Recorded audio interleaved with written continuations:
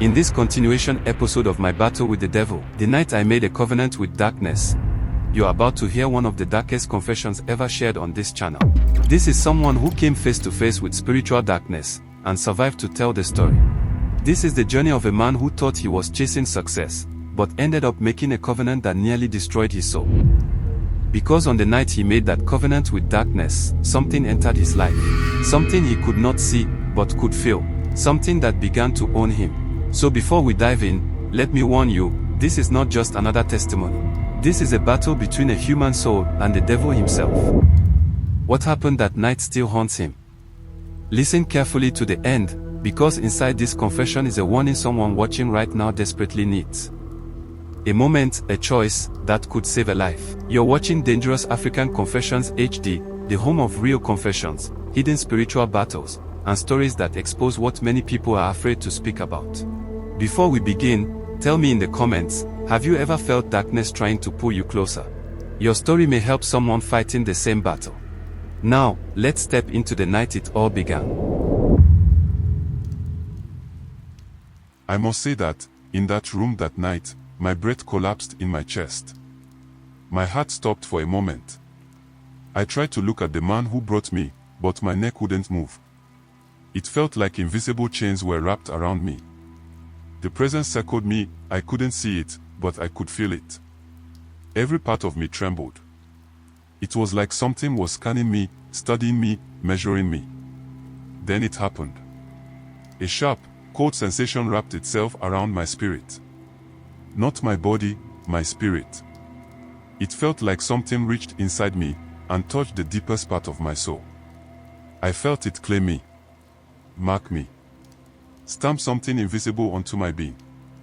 In that moment, I knew this was not symbolic.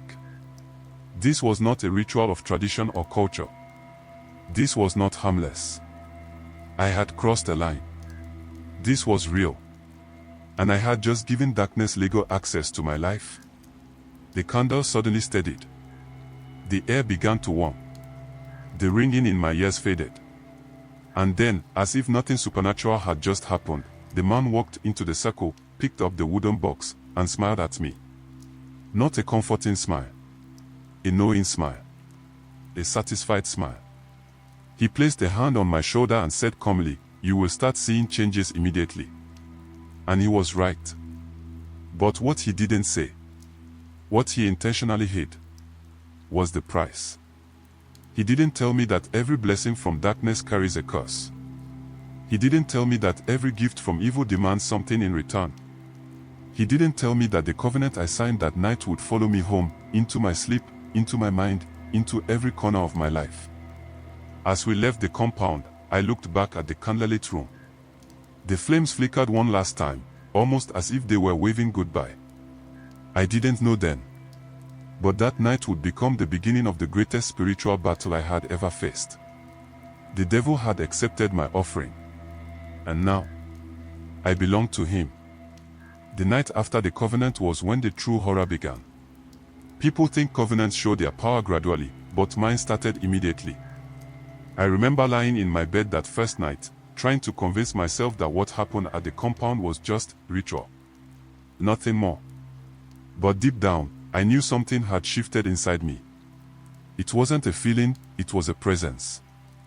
At around 2:30 a.m., I woke up suddenly. Not because of a sound, but because the room felt wrong. The air was heavy, thick, as if someone had filled the entire room with invisible smoke. I could taste the darkness. It had a metallic flavor, cold and bitter. I tried to sit up, but my body wouldn't move. Sleep paralysis. That was my first thought. Until I remembered what happened just hours earlier. Then I understood, this wasn't sleep paralysis. This was spiritual arrest. My chest grew tight. My breathing slowed. And something unseen pressed down on my body with weight far stronger than any human could manage. My arms were pinned. My legs were stiff. My lips couldn't even tremble. As I struggled silently, the temperature in the room dropped sharply. My breath turned visible in the air. And then, I heard it. A dragging sound. Slow. heavy, deliberate. It was coming from the corner of my room, the darkest part, where my eyes couldn't reach. I strained my gaze, trying to see through the thick darkness. At first, it looked like nothing was there. Then, it moved. A tall, shadowy figure shifted slightly, almost like it was adjusting itself to face me. Its outline was blurred, like smoke taking the shape of a person. But the eyes were unmistakable. The moment our eyes met, something cold crawled across my spine. And then the voice came. Not aloud. Not in the air. Inside my mind. You belong to me now. My soul trembled so violently that if fear could kill, I would have died on the spot. I wanted to scream, to shout, to call on God, but nothing came out. My tongue felt glued to the roof of my mouth. My throat was sealed shut by invisible hands. The presence moved closer. Every step made the air grow colder. The pressure on my chest increased until I felt like I was suffocating. But the worst part wasn't the fear. It was the familiarity.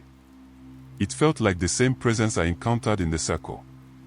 The same one that entered the room when my blood touched the wooden box.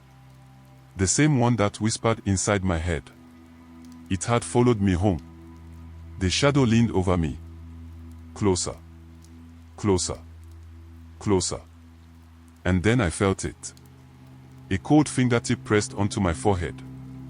I can't explain the sensation, but it felt like someone was writing something into my skin, like the mark was being activated. Memories of the covenant flashed through my mind. The candles. The symbols. The voice saying, "Give me your surrender." In that moment, something inside me broke. I realized I had made the greatest mistake of my life. The shadow whispered again, "You gave your life, now I will take what is mine." My soul screamed. My mind panicked. My spirit tried to run.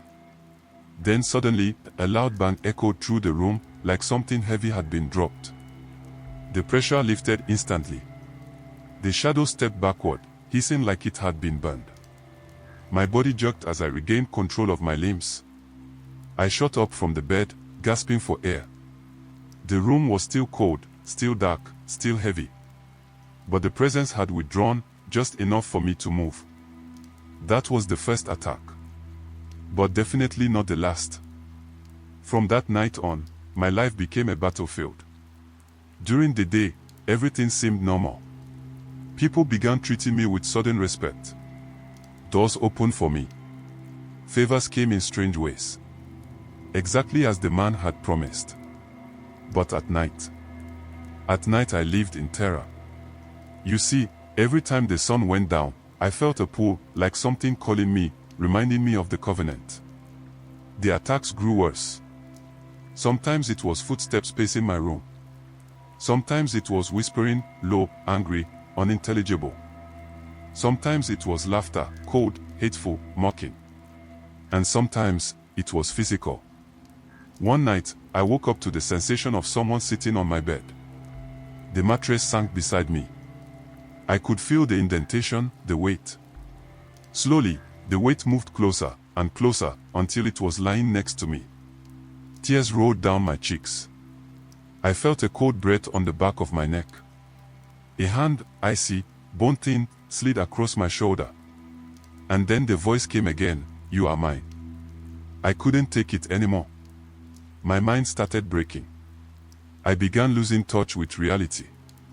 I avoided sleep. I stopped eating. I became paranoid. I feared the dark. I feared silence. My friends said I looked sick. My family said my eyes carried something unsettling. But I couldn't tell anyone the truth. How do you tell someone you made a covenant with the devil? How do you explain that something invisible is destroying your soul? Who would believe me? The worst attack happened on a night I will never forget. Around 3 a.m., I woke up to the sound of my wardrobe door slamming open by itself. The force shook the entire room. I sat up, terrified, but before I could react, my bed began to shake violently. Not small vibrations, like several hands were grabbing the edges and trying to throw me off. I prayed in my heart, but every time I mentioned the name of Jesus, even mentally, the pounding grew louder, angrier. Then something cold grabbed my ankle. I screamed. This time the scream actually came out, but it didn't save me. I felt myself being dragged toward the edge of the bed. My nails scratched the mattress. My legs flailed. I cried and begged. The presence hissed with a rage I cannot describe. It felt like every demon in hell was pulling me down. And then, in the middle of the chaos, a thought entered my mind. A small, gentle whisper, "Call my name." I knew it wasn't the devil. I knew it wasn't my mind. It felt holy. With everything in me, I forced my lips to move. Even though the presence was tightening around my throat, I whispered, "Jesus." The moment the name left my mouth, a burst of light flashed across the room. Not from above. Not from outside. A spiritual light. The shadow recoiled violently. It let go of my ankle and shrieked, a sound so sharp it felt like it tore through the walls of reality. The room shook. The air exploded into heat. And then silence. Pure, sudden, holy silence. I collapsed on the floor, crying uncontrollably. You see, for the first time in weeks, I felt like I could breathe. That night was the beginning of my deliverance. It wasn't complete. It wasn't instant. But it was a start. I realized then, the devil may claim you, but he does not own you. Not when Jesus steps in. And that was when my journey toward freedom truly began. Family, you have heard the confession of someone who walked into darkness looking for light. And maybe, just maybe, someone out there is going through the same silent battle right now. The enemy never shows the real cost of a covenant. He hides the chains under the promise. He hides the bondage under the blessing. But the truth remains, anything the devil gives will eventually destroy you. If you are watching this and you feel trapped, spiritually, emotionally, mentally, know this, you are not alone. Call on Jesus. Just like our survivor did in their darkest hour. And if you have a story to share, a testimony, a confession, a warning, reach out to us. Your story may save someone else's life.